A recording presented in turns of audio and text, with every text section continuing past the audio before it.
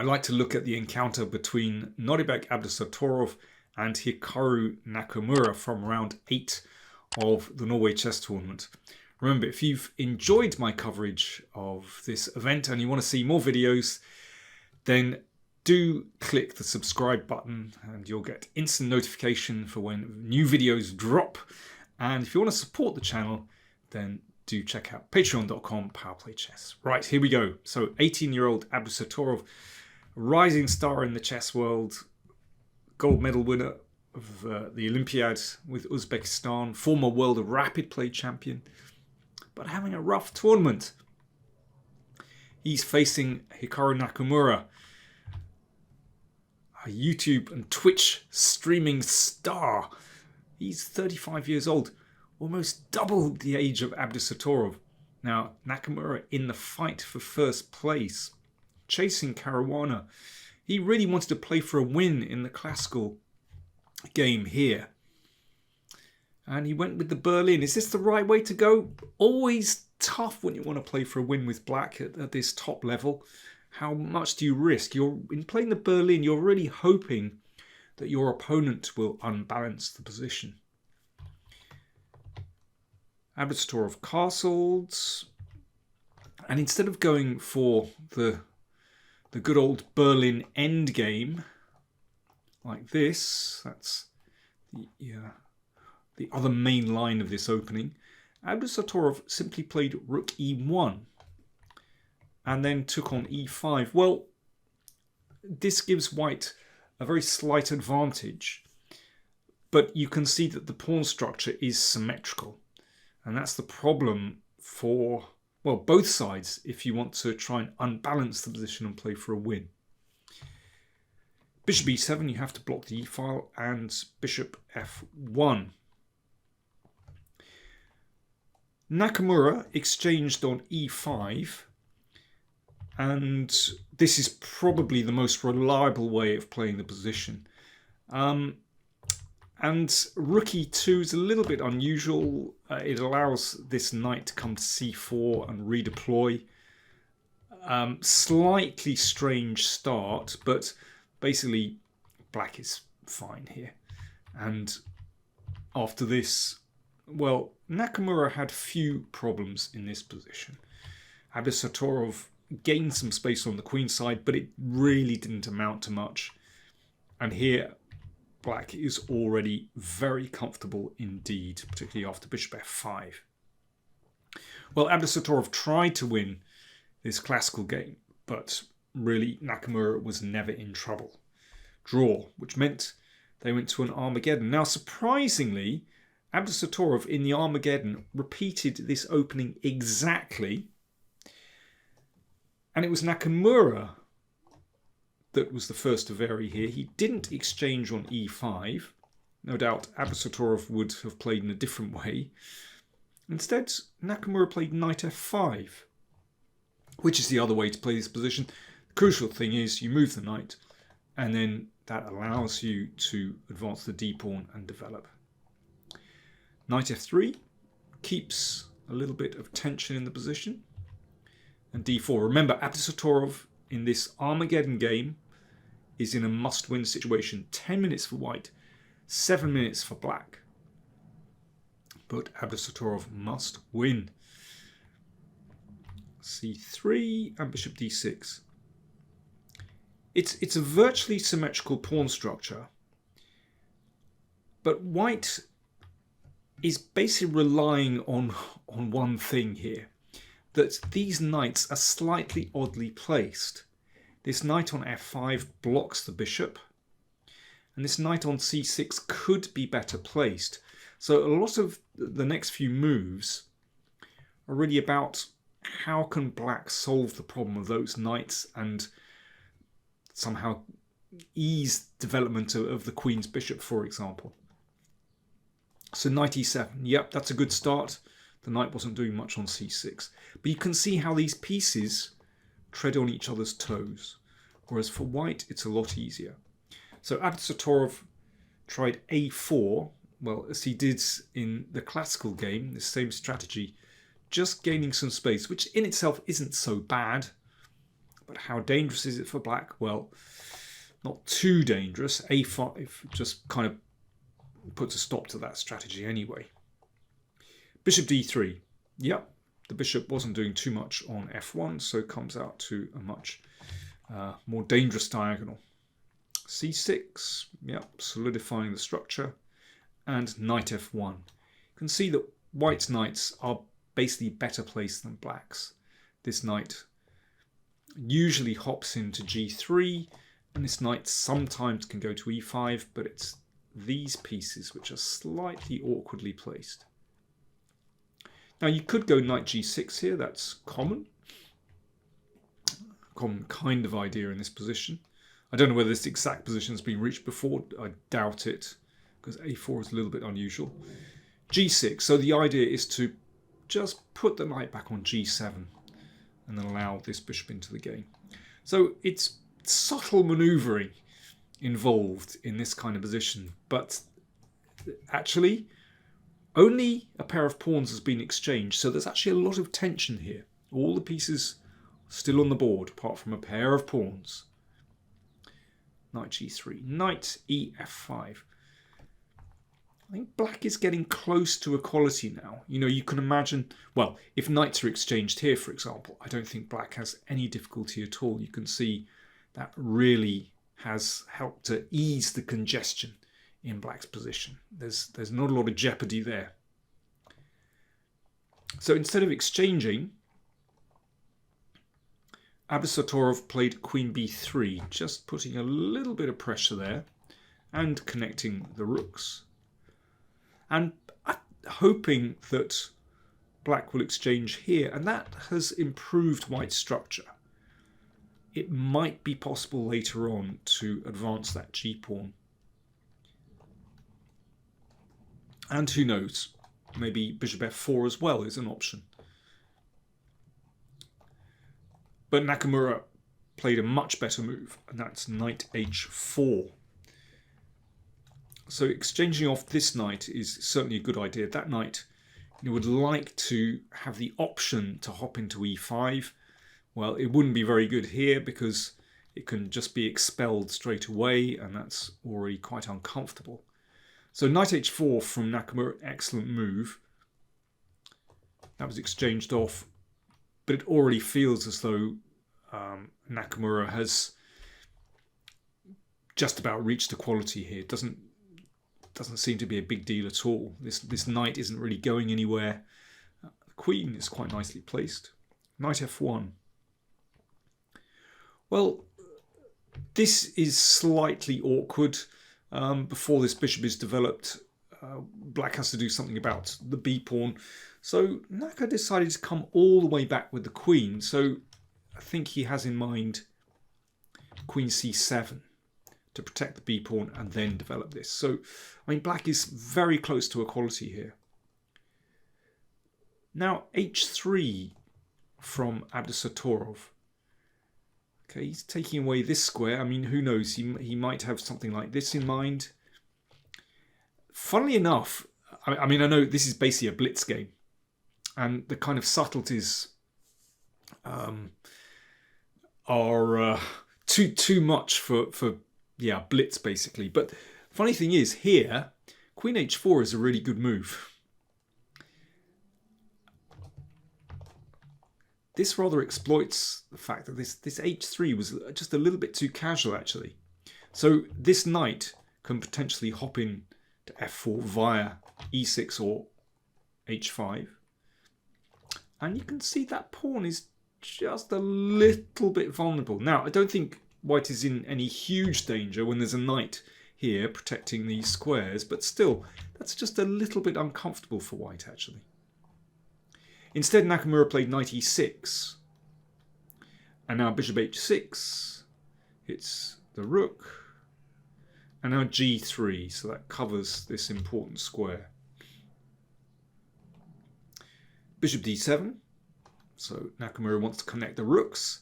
Still very hard to imagine that either side could be worse in this position.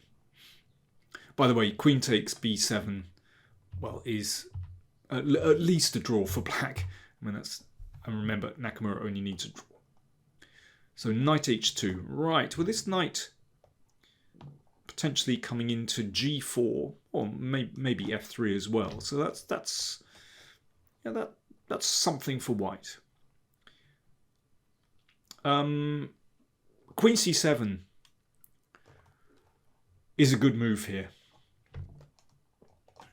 with the potential to sack on g3. I mean, white could always cover that with king here, but after this, as I said, it's very hard to imagine that either side has any advantage here.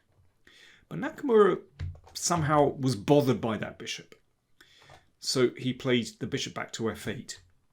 But after the exchange, well, all those dark squares just feel a little bit vulnerable now. I mean, given a couple of moves, if black can exchange pieces, then it shouldn't be an issue. We can see pawn structure virtually symmetrical. But now white has a little something to play for.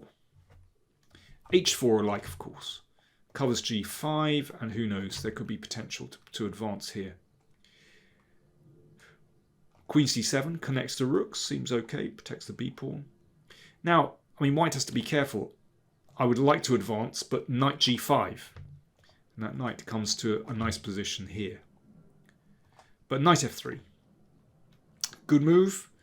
Knight has potential to come into one of these squares. Let me draw a red arrow. I prefer that one. Still, it can't be too bad for black, this position. Knight g7 looks reasonable.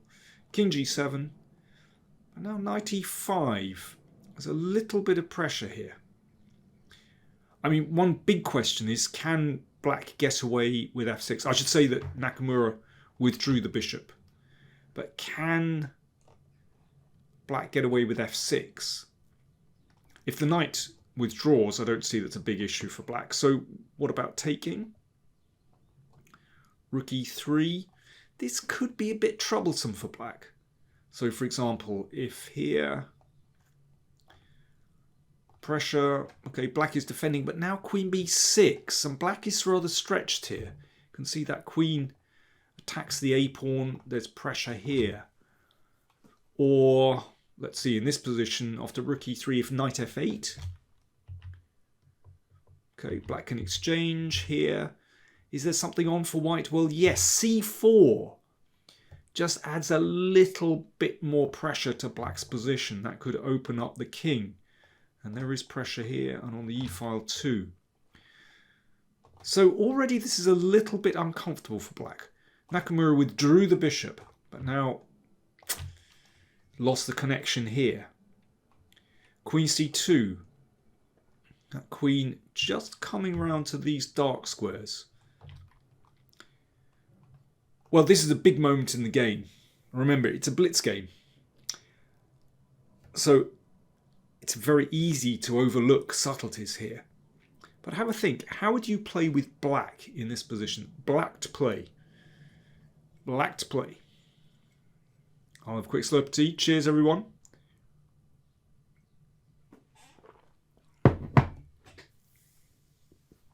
Black to play. What are you going to do? How should black defend this position?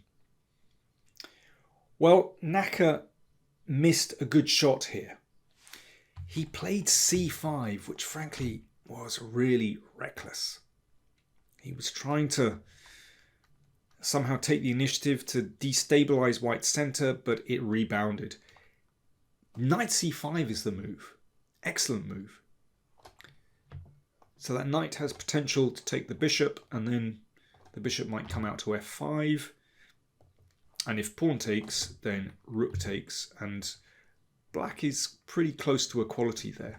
It doesn't take too much to play, whoops, bishop d7, or maybe bishop g4, and the rook comes across here. That's the way to go. But that kind of little tactical nuance, very hard to spot in blitz. So he went c5. Mistake. Excellent move from Abdusattorov. Bishop b5 anchors the bishop on this nice square, hits the rook, which moves up. Tactically difficult. Split rooks, just saying. Just saying, watch out. Queen d2. Moving towards these dark squares. And now this is already very dangerous. If pawn takes pawn, you don't need to recapture. Knight g4, followed by queen h6 and knight f6. Deadly. So this is trouble. Okay, what about h5 to cover the g4 square? Still a bit loose. And then white can exchange. Play knight d3. That's a little bit awkward. You know, it's not going to be too long before this queen reaches d4. Pressure on the e-file. The connection is poor here. Bishop is on a wonderful square, b5. So this is not an easy position for black. Nakamura played knight f8. And now, well, a simple move to increase the pressure, h5. Nasty. You want to plant that pawn on h6 and move the queen in. Deadly. c4. Nakamura trying to keep things closed, but h6 check. And queen f4. There we go. The queen just cruising in here. It's really nasty. f5. Trying to keep that queen out of black's position. It does open up the second rank so that g7 is covered. However, that really exposes the king on these diagonals. How would you play with with white now? White to play. What did Abdusattorov do next? Is there a breakthrough? Well, there is indeed. White to play. And win. Knight takes c4. It's an absolute crusher. Okay, let's have a look. What happens if black takes? Then bishop takes c4, check. If the king goes in the corner, then you can exchange and rook e8. Oof, nasty. No decent defense here. King is in massive trouble. Okay, bishop takes c4, check. What about queen takes c4, rook takes e7? And there's no good defense here. White is just crawling in. So, for example, bishop d7, check, queen e5. Well, the king is not long for this world. And if queen d5, trying to cover this, well, you can just push the queen away and get to e5 with the queen. It's absolutely deadly. So knight takes pawn played. Nakamura exchanged queens. Doesn't make much difference. This rook is attacked. Now, if rook takes rook, bishop takes, and once again, rook e8 is absolutely deadly. You can see that this rook never got in the game. It's just stranded in the corner. The connection is bad. Nakamura played here knight e6, but its position's a wreck. The knight came in, knight b6. And Nakamura played rook b8, but actually resigned. It's horrible. Pawn number 2 dropping here, attacking a rook, and then the knight just returns to b6. I mean, black cannot move in this position. This bishop can't come here. Has to defend the knight. These rooks haven't got anywhere to go to. It's just dreadful. And this bishop is about to cut back to c4 with a deadly skewer on this diagonal. Wow.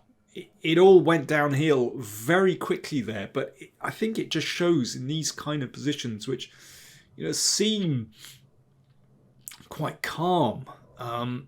There are a lot of subtleties, not just strategic subtleties, but tactical subtleties as well that you really have to be on top of.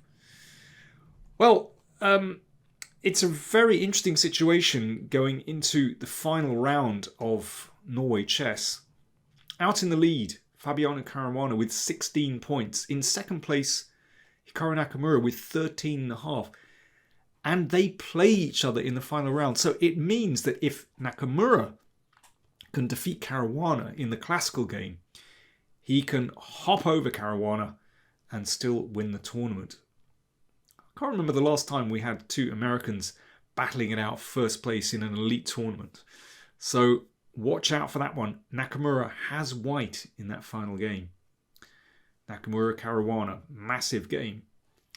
Gukesh has 13 points. He's doing pretty well. Can't win the tournament, but, well, he's in with a shout for second place.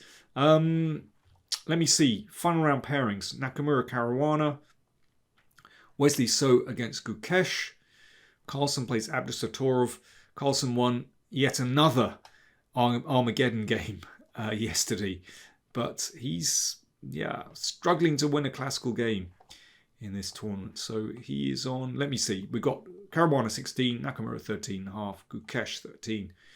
Giri 11.5, So 11.5, Carlsen 10.5, Firuzja 10.5, and so on. So, watch out for live coverage of this final round of Norway chess. We're building up to a dramatic conclusion. Nakamura against Caruana. Old rivals battling it out for first place. Thanks for watching.